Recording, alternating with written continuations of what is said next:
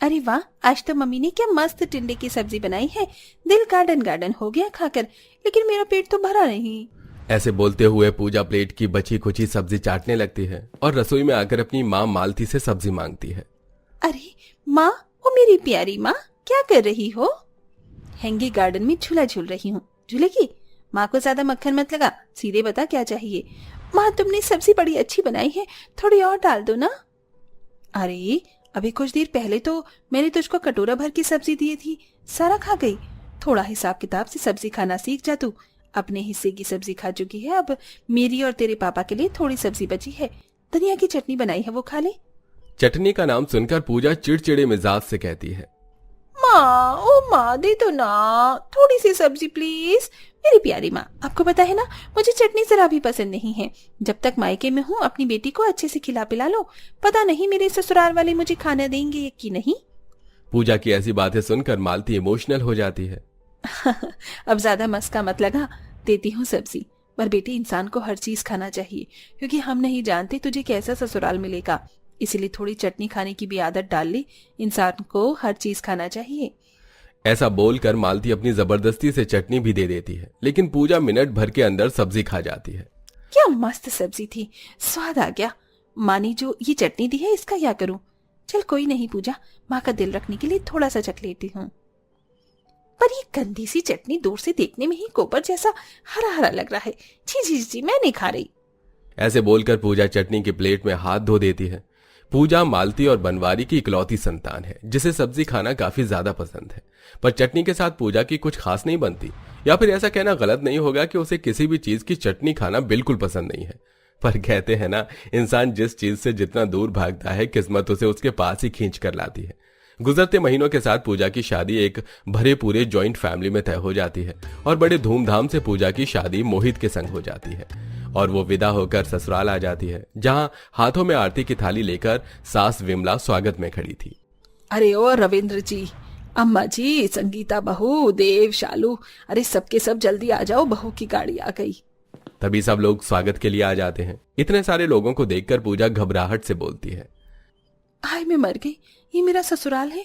ऐसा लग रहा है जैसे पूरा का पूरा जिला उठाकर लेकर आ गई हूँ।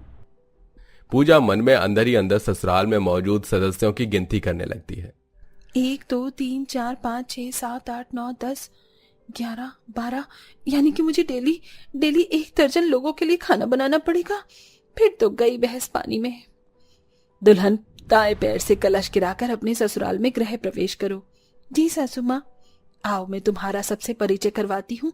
ये इस घर की बड़ी और तुम्हारी ददिया सास चंद्रमुखी हैं। जी प्रणाम दादी जी। खूब खुश रहो बहू, ये तेरे जेठ जेठानी संगीता और देव हैं, और ये उनके बच्चे रोहन, परी, और ये तेरी ननंद शालू है। भाभी, आप तो अभी से ही कमर कस लो, कल से आपकी अग्नि परीक्षा है। ननद की बात सुनकर पूजा थोड़ी परेशान सी हो जाती है। अरे भाभी, मैं तो आपकी खिंचाई कर रही थी, क्योंकि अब आपको हम सबको जिंदगी भर रोटियां जो खिलानी है।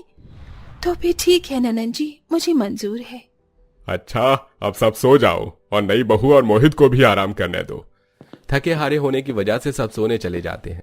पहले दिन पूजा तड़के सवेरे 4-5 बजे उठकर साफ सफाई करके पूजा पाठ करके रसोई घर में आती है, जहां कोने की एक तरफ ओखली रखी हुई थी तो वहीं दूसरी तरफ बड़ा सा सिलबट्टा मौजूद था, जिसे देखकर चौंकते लहजे में पूजा बोलती है, हे भगवान, ये मेरे ससुराल वालों ने किस हिसाब किताब की रसोई बनवा रखी है। ऐसा लग रहा है कि हड़प्पा सभ्यता में आ गई हूँ। मैं मसाला पीसने वाली मिक्सी के जमाने में सिलबट्टा रखा हुआ है। इतने में पूजा के पति, जेठ, ससुर बड़ी बड़ी पॉलीथीन रसोई के अंदर लाते हैं। किसी में धनिया, किसी में पुदीना, किसी में मिर्ची, लहसुन, आंबी, आंवला, टमाटर था। लगता है मेरे ससुराल वालों की अकल घास चरने चली गई है। सब्जियों की जगह चटनी अचार बनाने की चीज उठा लाए हैं।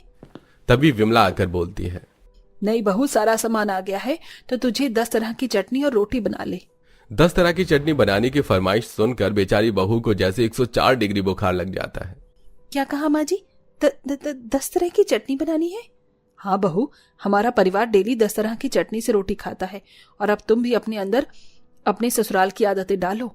तुम्हारी जेठानी संगीता बता देगी कौन कौन सी चटनी बनानी है।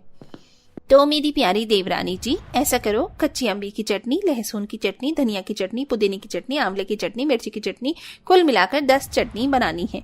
और चटनी बिल्कुल बारीक पीसना, तभी सब मन से खाएंगे। अब मैं चलती हूँ। ये महारानी भी ऑर्डर झाड़ कर चली गई। पूजा, अब तेरा क्या होगा? सबसे पहले धनिया पुदीने की छटाई कर लेती हूँ। इसी में लगभग 1 घंटा बीत जाता है, जिसके बाद बहू सिलबट्टे पर चटनी पीसना शुरू करती है। मगर 5 तरह की चटनी पीसते ही उसका हाथ जलन करने लगता है। ओए माँ, कितना जल रहा है हाथ ऊपर से। ओहो, सिलबट्टा भी इतना सख्त सा है।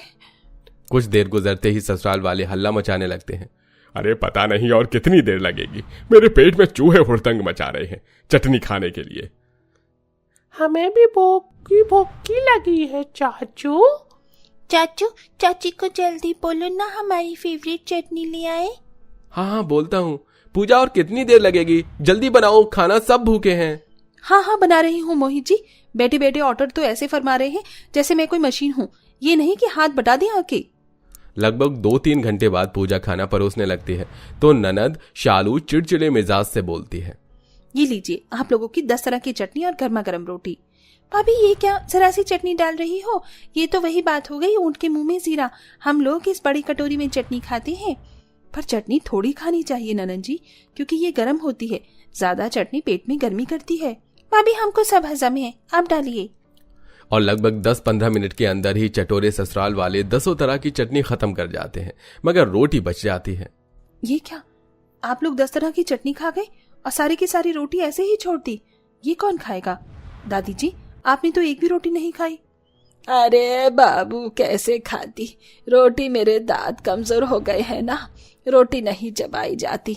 तू मेरे हिस्से की रोटी खा जाना, हम तो भैया सिलबट्टे के चटनी के शौकीन हैं। इसी तरह से दिन गुजरने लगते हैं। पूजा के ससुराल वाले उसे दोनों टाइम सिलबट्टे की 10 तरह की चटनी की फरमाइश करते हैं, जिससे सिलबट्टे पर चटनी पीसकर बेचारी का कभी हाथ टमाटर की तरह लाल पड़ जाता तो कभी जलन करने लगता, जिससे बेचारी कई बार रात भर जागती रह जाती थी। हे भगवान, आज तो पानी के अंदर भी हाथ डालने में कोई असर नहीं पड़ रहा। मिर्ची की चटनी पीसकर हाथ जल रहा है।